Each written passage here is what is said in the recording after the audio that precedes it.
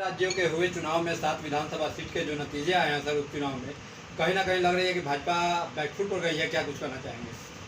लग नहीं रही है। तो पहले से हम लोग कह रहे हैं कि अगर विपक्षी दल एक होकर के चुनाव लड़े तो भारतीय जनता पार्टी का कहीं नामो निशान नहीं रहेगा। और इंडिया गठबंधन 7 में जो 4 सीट जीता है और 4 में घोसी विधानसभा उपचुनाव जो जोगी मॉडल का नमूना बना हुआ था, जो दारा सिंह चौहान को ला करके ये लोग सीना चौड़ा किए हुए थे, वो पूरी तरह से इनका 56 इंच का सीना कहाँ पहुंच गया पता नहीं है। जोगी और मोदी मॉडल अब देश में नहीं चलेगा।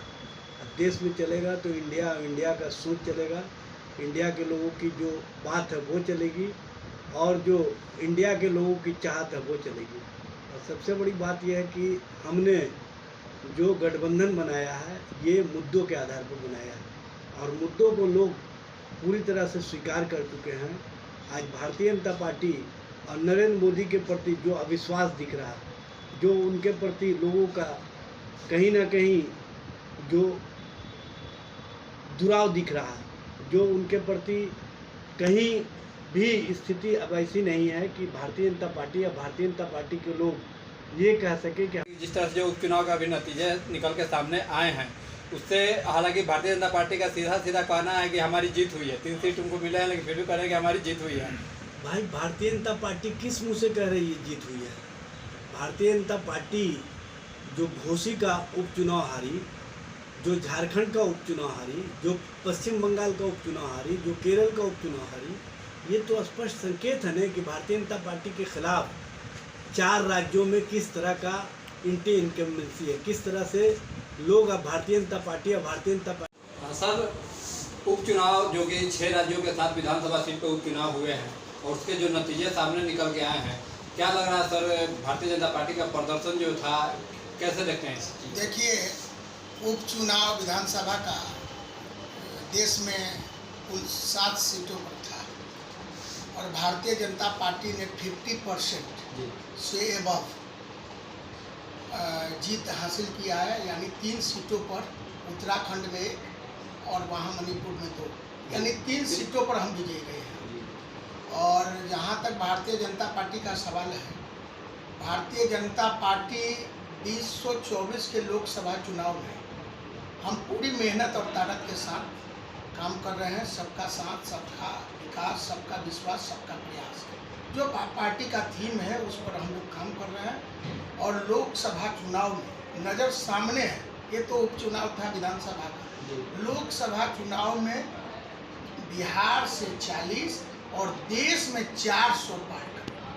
सर इंडिया महागठबंधन के जो लोग हैं, प्रवक्ता हैं, वो लोग बोल रहे हैं कि भारतीय जनता पार्टी जो है जनता के बीच से अपना विश्वास खो चुकी है। ये नतीजा जो है से स्पष्ट हो रहा है कि भारतीय जनता पार्टी जो है अपना विश्वास खो चुकी है जनता के बीच। अरे हम आपको बताना चाहते हैं कि भारतीय जनता पार्टी इतनी बड़ी पार्टी है, विश्व की सबसे बड़ी पार्टी है और विश्व की सबसे बड़ी पार्टी के बारे में कोई भी तरह की बात करना ये अपराध से कम है क्या? वो क्या कहते हैं, वो अपने घर में अपने करें, अपनी डबली अपना राग बनाएं। हमारा लक्ष्य है, भारतीय जनता पार्टी का लक्ष्य है, हम अपनी लक्ष्य की ओर बढ़। हम लोग पंडित दीनदयाल उपाध्याय, श्यामा प्रसाद मुखर्जी के वंशज हैं कहें तो। हम भारतीय जनता पार्टी के कार्यकर्ता बार बार हम कहते हैं कि हम 365 दिन तैयार रहते हैं, क्योंकि हमको 24 का लोकसभा चुनाव सुशासन की सरकार आदरणीय मुख्यमंत्री नीतीश कुमार की है, महागठबंधन की सरकार, इनकी विदाई हो जाएगी। एक बैट्समैन नहीं बचेगा बैटिंग करने के लिए पिच पर। क्लीन बोल्ड, यानी ऑफ स्टंप भी कवरेगा राजद का, मिडिल स्टंप भी कवरेगा, लेग स्टंप भी कवरेगा। यानी भारतीय जनता पार्टी जनता के सहयोग से इनको राजनीति पिच पर क्लीन बोल्ड कर देगी। सर मुख्यमंत्री जी आज दिल्ली गए हैं, G20 के बैठक में डिनर पे आमंत्रित थे, वो गए हुए हैं और खबरें आ रही है कि प्रधानमंत्री जी से भी मुलाकात उनकी होनी है। क्या कहेंगे सर इस पे?